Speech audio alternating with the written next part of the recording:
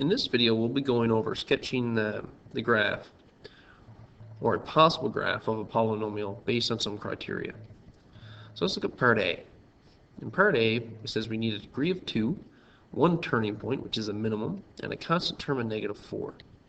So first of all, it says this has a degree of 2, meaning that it's going to be a parabola. So it's going to look like that, or like that. The second part of this says the turning point, which is a minimum. So what that would mean is that we're going to focus on one that opens up, because that's the type of parabola that has a minimum value. So what I'd like to do now is look at the constant term of -4. So that's really the only point I'm given on this graph. So I can indicate that here and say that my -4 is here. And then I would need to determine if I want the vertex on the left-hand side or the right-hand side. Either would be fine. I'm going to put mine here.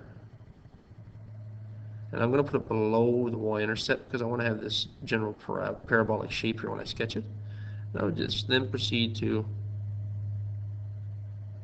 do my best to get a parabolic shape which passes through that point of -4. And this would satisfy the criteria I'm given. The next one says we have two turning points in Q3 and Q1, a negative leading coefficient, and a constant term of 3.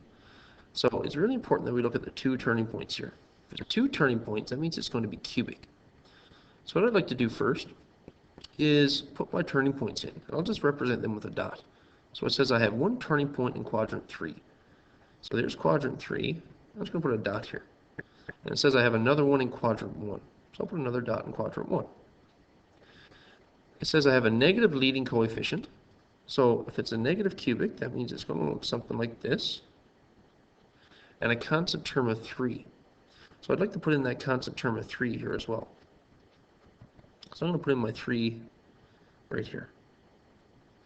So when I sketch my function now, I need to start up in this corner because it's a negative leading coefficient. I need to make sure I end up down here. So when I sketch, draw my function down, I'm going to hit that first dot and turn. I'm going to move up through my 3, make sure I turn at my second dot, and down again. So there's my two turning points in quadrant 3 and quadrant 1.